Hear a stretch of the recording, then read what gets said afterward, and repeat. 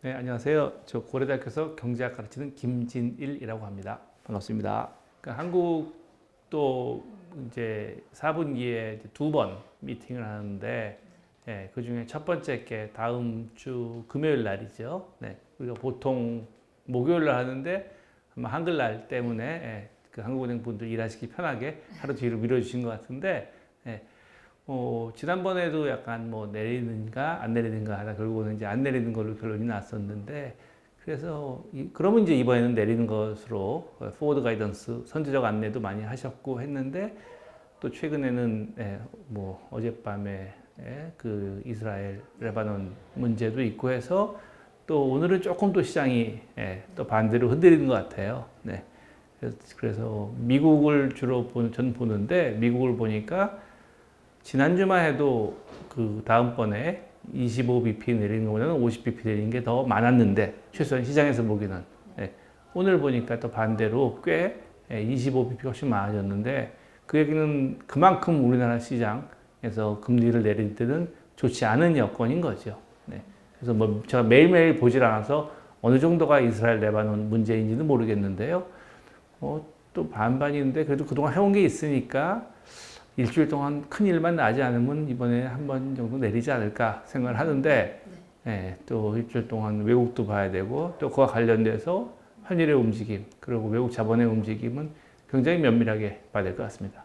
최종금리, 뭐 중립금리는 지난번에 5월 말에 한국은행에서도 큰 컨퍼런스 하고, 거기서도 이제 발표했는데 굉장히 넓으니까 숫자를 얘기하는 건 중요하지 않은데, 그냥 대충 감으로 생각하면 우리나라 인플레이션 목표가 2%고, 거기다가 실질금리, 뭐 성장률 등을 반영한 실질금리가 어느 정도 될지, 뭐 0.5% 하면 더하면 이제 한 2.5% 정도가 아마 중립금리라 생각하면 크게 틀리지 않을 것 같고, 좀 낮을 수도 있고 높을 수도 있고, 뭐 인구 문제라든지 AI 이슈라든지 뭐 기후 이슈도 요즘은 중립금리와 상관이 있는데요.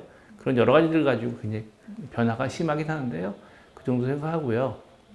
그 다음에 앞으로 얼마나 거기를 빨리 갈 것인가, 그게 사실 시장에서 중요하죠. 먼 미래에 어디 갈지는 그것도 중요하지만, 그건 거시경제학자로서 중요하지만, 시장에서는 당장 1년 동안의 금리가 중요하니까, 거기서는 우리나라 경제 상황 뭐 지금 상당히 실물 경기 안 좋고요.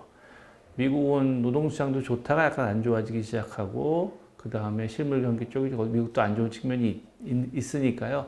그거는 뭐 논외로 치고, 일단 가장 민감한 게, 시장에서 그리고 가장 관심이 많은 거는 미국 금리를 얼마나 따라갈 수 있느냐 하는 것이, 그게 외생적인 요인으로서 관심이 많은데, 우리가 금리를 올리는 과정에서 미국이 50 올릴 때 우리는 25 올리는 거 정도가 아마 평균인 것 같아요. 네. 그렇게 생각하면 내려갈 때는 그거보다는 조금 더 천천히 내려가서, 미국이 2번 혹은 3번, 어쩌면 4번까지도 내릴 때 우리나라 한 번 정도 내리면 적당히 비슷하지 않을까 하는 생각이거든요. 조금 이제 빨리 어그레시브하게 내리면 2번에 한 번 정도, 조금 더 조심하면 3번에 한 번이나 4번에 한 번 정도가 될 수 있는 게, 그럴 수밖에 없는 게, 우리나라에서 물론 경기 상황이 안 좋고 내릴 그 요인은 충분히 있지만, 큰 걱정은 금융 안정, 특히 외환시장의 안정, 혹은 주택시장, 가계부채 쪽의 문제이니까요. 그거는 높았을 때 약간 힘들긴 하지만 크게 터질 위험은 없거든요. 그래서 내리는 건 조금 천천히 내리지 않을까 하는 생각인데요. 물론 그게 이제 최저금리를 바꾸는 건 아니죠. 경기에 대해서는, 경기 자체에 대해서는 지금 오늘 아침에도 수출 데이터 나오고 해서 상당히 지금은 좋은데, 사람들이 걱정하는 건 이제 조금 먼 미래죠. 그러니까 사실 수출 데이터가 좋은 건 반도체 경기가 가장 크고 그다음에 자동차인데, 반도체 부분 주가를 보면 전혀 그렇지가 않거든요. 그러니까 그게 오늘은 좋은데 미래가 불안한 거죠. 그게 인과관계가 어느 쪽인지는 모르겠는데, 아무튼 당장은 되게 전자회사들이 잘하는데, 이게 앞으로도 계속 잘할 거냐 하는 것은 의심이 있거든요. 그게 이유는 뭐든지 간에 그런 의심이 있고요. 그래서 지금 최근에 수출 경기가 좋아서 그쪽에서의 수혜는 상당히 나오는데, 그럼 결국 내수가 안 좋다는 얘기죠. 그리고 전체 수출을 맞추려면 결국 내수가 안 좋은 건데, 그 내수가 언제 살아나느냐 하는 그런 문제는 있는 것 같습니다. 그래서 그런 측면에서 금리를 낮출 요인은 충분히 있죠. 그렇지만 또 그 경기와는 상관없는 금융적인 리스크, 가계부채일 수도 있고요. 아니면 외국 자본일 수도 있고요. 그런 문제 때문에 편하게 내리지 못하는 그런 걱정은 있습니다. 네, 그러니까 이 부채는 수준 얘기가 참 어려운데요. 예를 들어서 인플레이션 하면 참 쉬워요. 왜냐하면 인플레이션 목표제를 하라고 법에 정해놨고 한국은행 1조 1항이에요. 그리고 나서 그거와 관련돼서 한국은행에서 2%, 뭐 항상 2%는 아니었습니다. 과거에 3%에다가 이제 내린 거죠. 2%를 정해놨으니까 그게 장기적으로 2%로 간다는 해서 아무도 의심을 안 해요. 물론 이제 중앙은행이 얼마나 믿을만한가에 대해서 아유 거기 못 가, 아니면은 행정부에 양보할 수밖에 없어라는 의심을 많이 하는 경우도 있지만 나라마다 다르지만요. 그래도 장기적으로는 2%가 기준점이든 상관있는 거지. 얘기를 했으니까. 근데 이제 그게 실업률이 되면 조금 더 어렵습니다. 몇 퍼센트가 과연 적당할지. 한국은행에서도 마음속에 두고 있는 실업률이 있겠죠. 이 정도 되면 적절하다. 0%는 아니고요. 너무 높으면 안 좋고요. 나라마다 있습니다. 근데 얘기를 못 해요. 왜냐하면 뭐가 적당한지 모르니까. 네. 실업률을 못 하듯이 성장률도 얘기를 못 합니다. 과연 어느 정도 성장하는 게 제일 적절한 건지. 너무 빨라도 안 되고 너무 느려도 안 되는 거잖아요. 근데 최근에는 앞에서도 말씀드린 AI 문제가 워낙 크기 때문에 과연 어느 정도 성장률이면 적정할지 그걸 아무도 모르는 거죠. 90년대 후반에 그때 이제 컴퓨터가 막 생겨서 뭐 ICT 혁명이라고 있을 때 90년대 후반에 굉장히 시장도 막 타올랐습니다. 그때 그린스팬 연준 의장이 만든 말이 irrational exuberance, 그러니까 비이성적 과열이다 라는 얘기를 96년에 했을 겁니다. 아마 제가 연준에 간 직후였을 거예요. 물론 저는 그때 초짜니까 아무것도 몰랐는데 아무튼 그게 그 당시에 유명했는데 그러고 4, 5년 더 과열됐죠. 그래서 결국은 2000년이 넘어가면서 닷컴 버블이 붕괴되면서 결국은 맞았죠. 그다음 연준에서도 한 얘기가 그래도 4년 있다 맞았으니까 잘한 거다는 얘기도 있지만 야 4년 동안 틀렸다. 그러니까 그런 얘기를 하면 안 됐다는 비판도 있습니다. 그게 뭐냐면 가계부채는 어느 정도가 맞는 수준을 얘기를 할 수가 없는 것 같아요. 애초에 처음부터. 예. 그러니까 이게 적당하냐 안 하냐는 거는 수준으로 말 못하고요. 그냥 성장률 가지고도 조금은 얘기할 수 있는데 결국은 뭐랑 비교해서 얘기할 수밖에 없고 그래서 GDP 성장과 비교해서 어떤지. 예. 그리고 사람들의 믿음이거든요. 왜냐하면 화폐금융론 갔을 때 제일 어려운 게 뭐냐 하면 과연 우리가 가지고 있는 돈이 10,000원짜리가 50,000원짜리, 물론 요즘은 이제 현금을 안 가지고 다니고 다 전자기기에 가지고 다니지만 그게 얼마나 여러 번 쓰이냐 1년에. 그거에 따라서 인플레는 달라지는 거거든요. 그걸 정부가 컨트롤 못 하잖아요. 근데 금융은 더한 거죠. 현재와 미래 간의 거래를 얼마나 많이 하느냐는 건데 그거는 우리가 우리 사회에 갖는 믿음이고요. 그 믿음이 더 깊어지면 깊어질수록 가계부채를 올리는 거죠. 서로 나도 많이 빌리고 많이 갚을 수 있다고 믿는데 이제 그게 어느 순간 깨지면 그게 이제 금융 쪽에서 위기가 오는 건데 그래서 사실 가계부채는 뭐 적당하냐 아니냐 그건 제 생각에 별로 크게 그 의미 있는 대답을 하기 힘들다고 생각합니다. 그래서 조금 더 조심하는 측면은 있죠. 그렇지만 그 조심하는 측면과 실제로 워낙 경기가 안 좋으니까 뭐 다녀보시면 아시겠지만 그 상가에 문 닫는 데 많잖아요. 그런 거 보면 거기서도 내릴 요인이 충분하죠. 그 두 개를 밸런스 하는 거고요. 그래서 그 총재님을 비롯한 금통위원 6명이 서로 다른 의견을 하면서 그래서 그 중에 가장 6명 중에 가장 시니어리티가 높은 분이 뭐 나는 원래 비둘기였다. 원래부터 뭐 잘 아시잖아요. 네네. 잭슨홀 가서 발언도 하시고. 근데 그런 게 그 6명이 한국은행 법 1조 1항의 금융안정, 그 1조 1항의 물가 안정의 이 목적이고 1조 2항의 금융안정에 유의하라고 하는 것을 해석하는 방식의 차이인데 그건 이제 건강한 그 차이라고 봅니다. 그게 정해져 있지가 않으니까 그 6명 혹은 총재까지 7명이 적절하게 해석하는 거죠. 네, 그래서 하는 거기 때문에 그 중에 뭐 어떤 것이 맞다 틀리다가 있는 건 아니고요. 네, 그 상황에 따라 다르고 그렇지만 또 후대가 평가하겠죠. 네, 그때 그걸 금융이 너무 강조해서 물가가 내려갔으면 금리를 내렸는데 못 내렸다고 하는 분도 있을 수 있을 테고요. 또 반대로 아니다. 그때 금융에 더 조심을 했어야지 라고 하시는 분도 계실 테고 그건 현재에 충실해서 뭐 개인들도 지금 집 사는 게 맞냐? 아무도 모르죠. 네, 그렇지만 그냥 자기의 상황에 맞게 최선을 선택하고 책임을 지는 것이지 국가에 대한 그 국가의 화폐에 혹은 일부 금융에 대한 책임을 그렇게 지는 게 지금의 중앙은행 제도인 것 같습니다. 이제 사실은 80년대부터 중앙은행과 관련해서 가장 오래된 논쟁이거든요. 만약에 우리가 재화, 뭐 물, 안경 이런 것처럼 재화를 사고 팔고만 한다면 물가를 안정시키는 게 제일 좋다. 그건 다 돼 있는 거죠.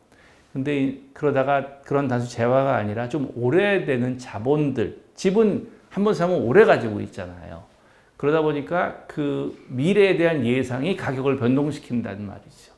물론 생수 한 병도 지금 1,000원인데 무슨 일이 생기면 갑자기 가격이 뛸 수도 있죠. 가장 심한 게 잘 기억하시겠지만 이거 가격이 얼마나 뛸 수 있었어요, 실제로. 오죽 뛰면은 정부에서 컨트롤했잖아요. 자본주의 사회에 그런 적이 없어요.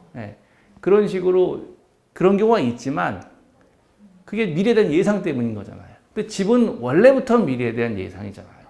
살 때 내가 집을 사서 내가 살고 그래서 얼마나 행복하게 살지도 중요하지만 더 중요한 거는 팔 때 얼마에 팔릴까 하는 거거든요. 그런데 미래에 대한 예상이 있으니까 그런 측면에 그거를 중앙은행이 신경을 써야 된다는 이론도 있고 쓰지 않아야 된다는 이론도 있는데 전혀 신경을 안 쓴다는 사람은 없고 신경을 쓰되 그 집값이 인플레이션과 경기에 영향을 미치는 한해서만 봐야 된다는 소극적인 견해와 그것이 아니라 집값 혹은 주식 가격 자체가 중요하다. 그러니까 단순히 물가뿐만 아니라 자산 가격도 동시에 직접적으로 고려해야 된다고 하는 그런 또 의견, 적극주의가 있습니다. 그건 계속 중앙은행이 처음에 생기면서부터 지금까지 왔고요. 길게 본다면 80년대부터 시작해서 2008년 금융위기까지는 소극주의가 우세를 하다가 2008년에 금융위기 때 워낙 자산 가격이 크게 문제를 일으키고 사고를 치니까 이거 자산 가격을 직접 규제했다는 의견이 지금은 꽤 들어와 있습니다. 그래서 우리나라의 주택 가격 문제도 이게 옳고 그르다가 아니라 과연 대한민국에서 주택 가격이 그 자체로 금융위기를 불러일으킬 수 있다고 그런 개연성을 인정을 하면 그런 분들은 직접 주택 가격에 따라서 이자를 직접적으로 변화시킨다고 하셔야 되고요. 그게 아니라 주택 가격이 변하겠지만 그 주택 가격의 변화가 사람들의 웰스를 바꿔서 소비 패턴을 바꿔서 인플레를 바꿀 것이다 라고 믿는다면 굳이 직접 볼 필요가 없는 거죠. 인플레이션만 잘 보면 되는 거죠. 그런 또 소극주의도 있습니다. 그것도 이제 한국은행 내에서도 좀 갈려져 있는 걸로 알고요. 금통위원 7명은 물론이고 직원들하고도 얘기를 해보면 다 의견이 조금씩 다릅니다. 교수님은 어느 쪽이세요? 저는 그래도 저도 연주대에서 일을 할 때 두 번째 일한 게 2003년에서 2010년까지였거든요. 그러다가 2008년 글로벌 금융위기를 거기서 있다 보니까 그럴 수도 있다는 걸 한번 이제 경험을 해본 그런 세대에 들어가거든요. 그래서 그 경험이 중요한 것 같아요. 이렇게 한국에서도 이렇게 보시면 아주 옛날 분들 일제시대 때 어떻는지 아느냐. 그 다음은 6.25 전쟁을 네가 안 해봐서 그렇지. 그런 식으로 다르단 말이에요. 그건 개인적인 경험이 중요한 것 같아요. 그래서 모르겠습니다. 저는 뭐 이렇게 채권 투자는 안 하지만 진짜로 채권 투자하시는 분들은 그 금통위원들의 개인 경험도 중요하고 여러 가지 다 본다고 하더라고요. 그 개인 집도 그렇고 또 외국 생활을 언제부터 언제까지 했는지 그때 무슨 경험을 했는지에 따라서 결국은 자신이 나중에 믿는 거는 자신의 경험을 제일 믿게 되거든요. 그리고 7분이 언제 예를 들어 글로벌 금융위기 때 어느 자리에서 뭘 했는지 한번 대충 상상이 가실 거예요. 예, 그에 따라서 영향을 받겠죠. 결국 마지막에 투표할 때는 사람 뽑는 거랑 비슷하거든요. 예, 직장에서도 사람 뽑으실 때 비슷비슷하잖아요. 사실 왜냐면 뭐 서류하고 면접하고 시험 치고 하면은 결국은 2명 남고 1명 할 때는 거의 비슷한 사람인데 자기의 과거 경험에 따라서 살짝 움직이는 거니까 예, 그 이자율 결정도 그런 것 같습니다. 명백할 때는 이미 다 그건 쉽죠. 맞아요. 근데 그럴 때 별로 없습니다. 저는 사실은 25일 줄 알았어요. 아, 왜? 그러니까 그 다 이렇게 말씀을 드리면 이게 셀프 디스인지 모르겠는데 새벽에 뭐 한 2시 50분쯤인가 우연히 깨갔어요. 우연히. 뭐 제가 입에 종 틀고 하는 건 아닌데 왜냐면 그날 아침에 이제 그날 방송이 2개가 있긴 했어요. 거기 아침에 와서 방송을 해달라 그래서 처음 가는 건데 그래서 가서 하려고 이제 방송 때문에 2시 한 50분쯤 일어나서 이제 이렇게 틀어놓고서 이렇게 있다가 25분 다시 자려고 그랬어요. 근데 3시 딱 뜨는데 50 뜨더라고요. 그래서 뭐지 하고서 계속 보다가 결국은 이제 아침까지 그냥 계속 다 봤는데 한국 뉴스랑 미국 뉴스랑 왔다 갔다 하면서 거기서 얘기한 대로 이게 왜 50을 했을까? 그런 이유는 있는데 이유가 여러 가지가 있어서 과연 뭔가 이제 데이터에 안 좋은 게 보이는 건가? 그들에게는 뭐 그럴 수도 있고요. 왜냐하면 자신들이 거기서 얘기하는 여러 가지 얘기들이 있거든요. 이런 거 보니까 경제가 안 좋은 것 같다고 생각했을 수도 있어요. 그건 이제 5년 후면 우리가 알 수 있죠. 물론 시장에서 관심이 없지만 5년 후에 1년치 FOMC 미팅이 끝나면 3주 후에 의사록이 나오죠. 한 20, 30페이지. 그거 말고 5년 후에는 전문이 나옵니다. 누가 무슨 얘기를 했는지가 다 나오고 어느 순간에 웃었다, 농담하면 그러면 가로열고 레프터라고도 나오고 그게 다 나와요. 근데 그걸 보면 이제 알 수 있겠죠. 그래서 그때 제가 기억이 나는 게 언제인지 모르겠는데 옐렌이었나요? 미국 경제가 굉장히 화랑인데 요즘은 조금 안 좋을 수도 있을지 모르겠다고 하면서 얘기한 게 뭐냐면 샌프란시스코 성형외과에 대기가 짧아졌다는 거예요. 그러니까 워낙 경제가 좋으니까 사람들이 대기를 걸어놓고 성형외과 갈 줄 돈이 많았는데 그 대기 시간이 3달에서 2달로 줄었다는 거예요. 그래서 이상하다. 뭐 그런 식의 얘기들. 그리고 그린스팬 같은 경우에는 가장 많이 보는 게 그 고철, 정크야드, 거기에 트럭이 몇 대가 들어가는가.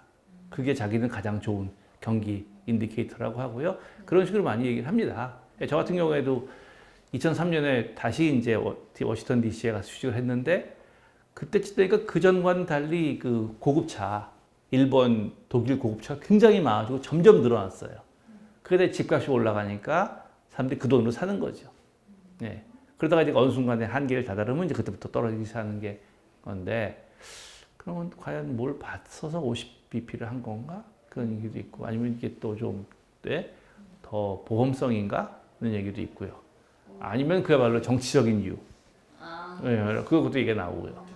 파월이 얘기하기로는 그때 보험성으로 네. 미리 경제 그렇죠. 둔화를 막기 위해 미리 했다라고 했는데 어느 정도 신빙성이 그러니까요.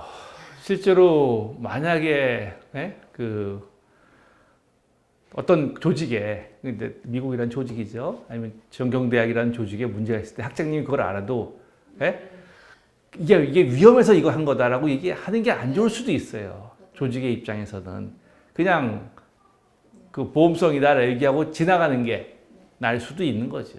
그거는 진짜로 그 국민들과의 소통의 문제이기 때문에 정확하게 알 수는 없고 시간이 지나면서 알려지겠죠. 그 11월에는 추가 비컷 할 거라고 예상을 하시는 건가요? 최근 발언에서는 조금 조금 더 그러니까 그때도 뭐 또 한 번 비컷 한단 말은 아닌데 자꾸 시장이 그렇게 해석을 하니까 그 해석에 대한 바람을 좀 빼는 측면에서 있었고요.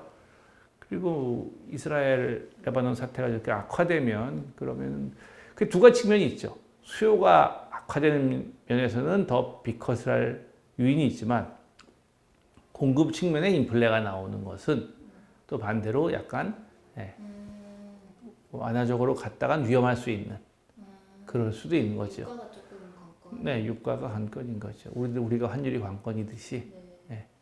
그런 것 같습니다.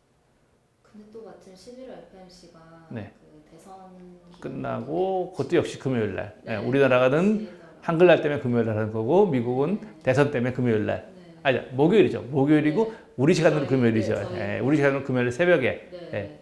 그때는 그것도 좀 썸머 타임이 끝난 다음인가요? 그러면 4시일 네. 거예요. 3시에 일어나지 마세요. 그날은 4시입니다. 네. 그것도 좀 관건이 될 수도 있어요. 그렇죠. 그렇죠. 그때는 선거 결과도 알 테니까. 네. 네. 그러니까 선거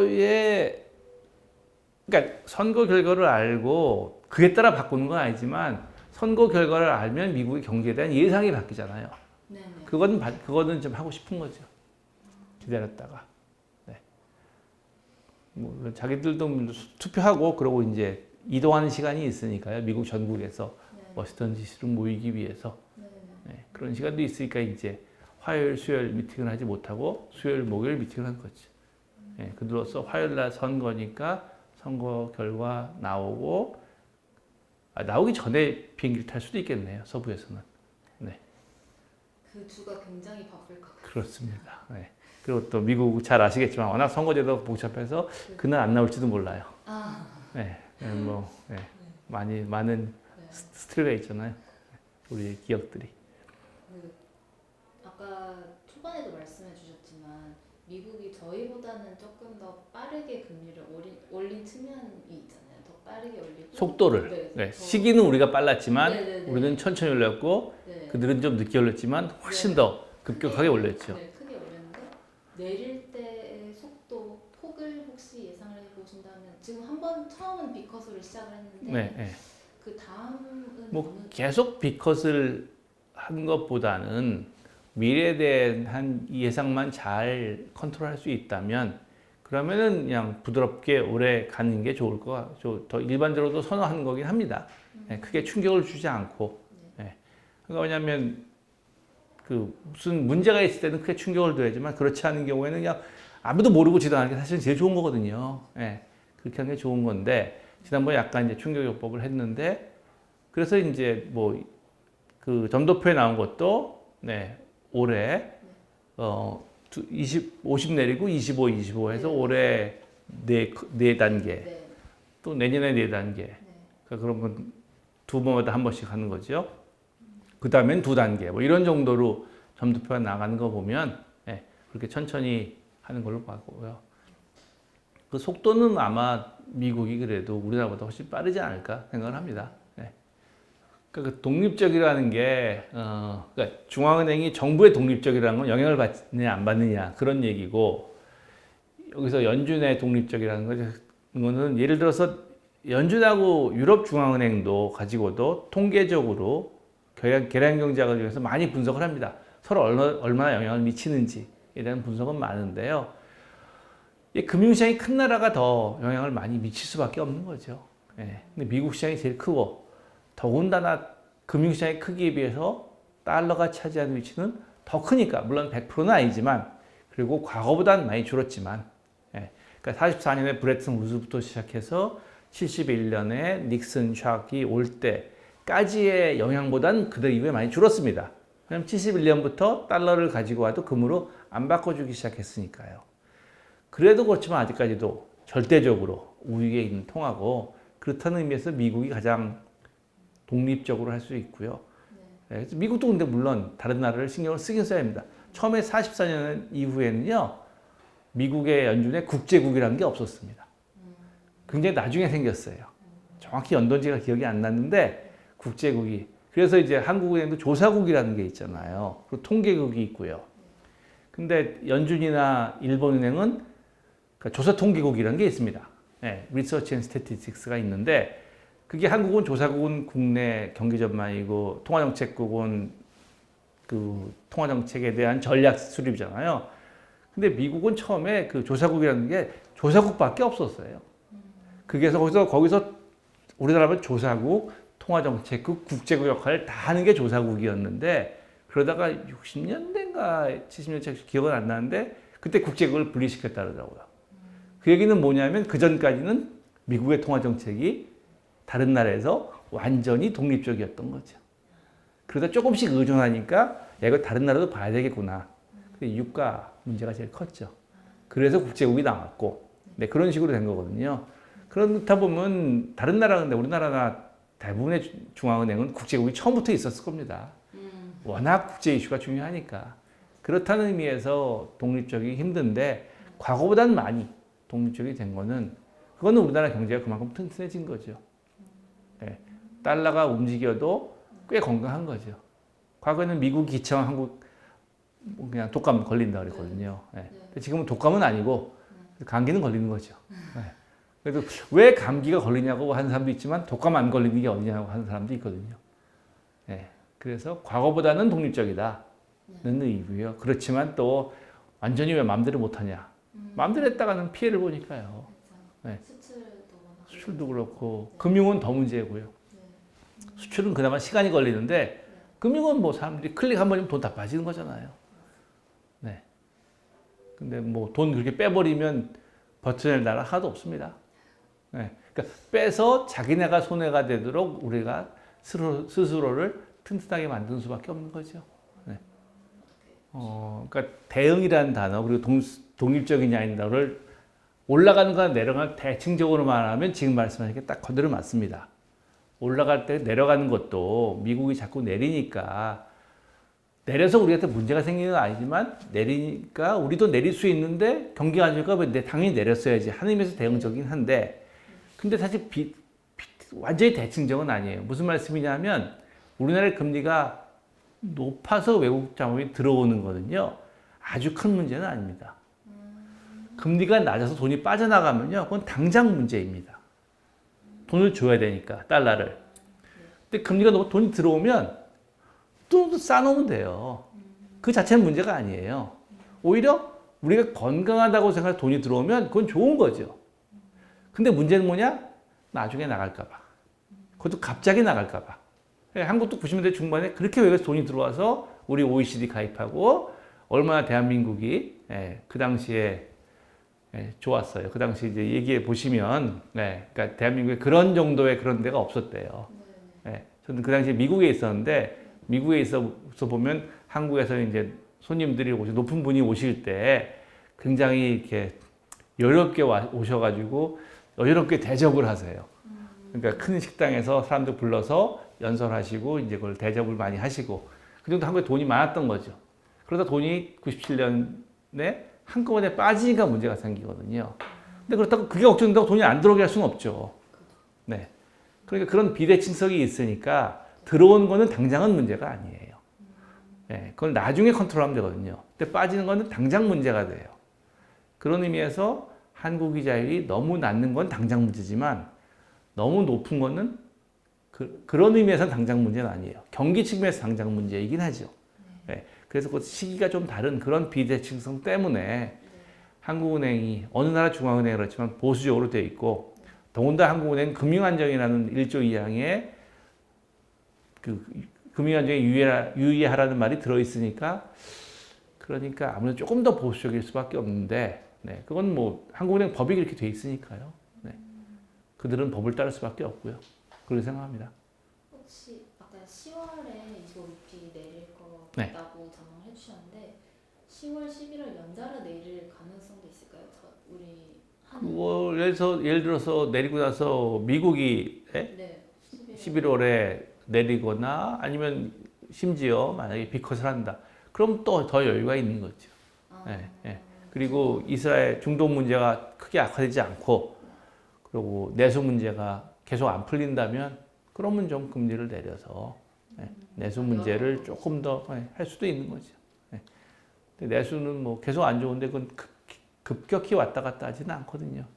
그게 좋아질 가능성도 있지만 또 급격히 뭐 물론 금융위기가 생기면 더 안 좋아질 수는 있겠죠. 그래서 그 갈등이 지금 굉장히 어려운 상황인 것 같습니다. 결국은 뭐 중장기적인 문제에 있어서 중요한 인구라든지 그게 많고요. 그리고 조금 이렇게 약간 좀 중기적 시작에서 보면 이제 인구는 약간 장기적인 문제이고 기후 위기도 또 하나의 장기적인 문제고 그런데 중기적인 시각에서 보면은 지금 가장 이슈인 그 생산성 문제에서 AI가 얼마나 빨리 이게 우리에게 다가올지, 또 다가올지 안 다가올지 하는 거예요. 예. 그게 가장 어려운 문제인 것 같습니다. 예. 그래서 뭐 제가 사실 그 수원 오산에 있는 어떤 고등학교에 가서 그 강의를 했는데 고등학생들이 물어보더라고요. 삼성전자가 5만 전자 간다는 말도 있고 8만 전자 간다는 말도 어떻게 되겁니까? 오늘 보니까 약간 빠졌더라고요. 네, 잠깐 종가는 어떻게 될지 모르겠는데. 네. 근데 그거는 그래서 애들한테 한번 써봐라 할 수만 있으면 새 아이폰, 새 갤럭시가 얼마나 비싼지는 모르겠는데 본인이 써보고 그러니까 만약에 제가 학생들 여러분들이 그러니까 지금까지 가장 젊게 산 사람들이잖아요. 저희보다 훨씬 더 젊게 지난 10여 년을 살았는데 그들이 보기에도 야 이게 들어오니까 바뀐다. 그러니까 니들이 바뀌면 진짜 바뀌는 거다. 그러면 투자해라. 근데 그게 아니라 별거 다른 거 없네. 그냥 모양만 다른 것 같다. 그러면 그게 어느 순간 사라질지 모르죠. 지금까지 그런 기술은 굉장히 많았거든요. 물론 AI는 그전보단 다른 것 같고요. 그래서 예를 들어서 2016년에 알파고가 나와서 굉장히 센세이션을 했죠. 그리고 나서 아직까지는 최근까지는 몇 년 동안은 별로 이렇게 생산성의 변화는 없었잖아요. 그러다가 이제 그 엔비디아 등등의 등장과 발전으로 인해서 지금 이렇게 빠른 것이 되고 만약에 우리 전화기에 그게 다 들어와서 내장이 된다면 그건 큰 변화가 있을 수 있는 것이죠. 그래서 과거에 저는 이제 문과였는데 이과 학생들이 다 들고 다니는 이만한 계산기가 있었습니다. 그래서 어떨 때는 도서에 자도 그걸 이렇게 들고 자야 된다고. 워낙 비싸니까. 그랬었거든요. 또 지금보다는 저희 전화기가 훨씬 더 그거보다 빠른 계산을 하죠. 그런 식으로 이제 상용화가 된 건데 과연 이게 얼마나 상용화해서 얼마나 퍼질 것인가. 그래서 그게 이제 생산성의 향상과 연결이 되느냐. 그렇다면 그건 단기적으로 굉장히 큰 이슈죠. 그럴 가능성도 있습니다. 물론 그게 아니라 또 한 번의 허상으로 끝날 수도 있고요. 지금까지 그런 얘기 워낙 많았잖아요. 지나고 나서 보면. 네, 감사합니다.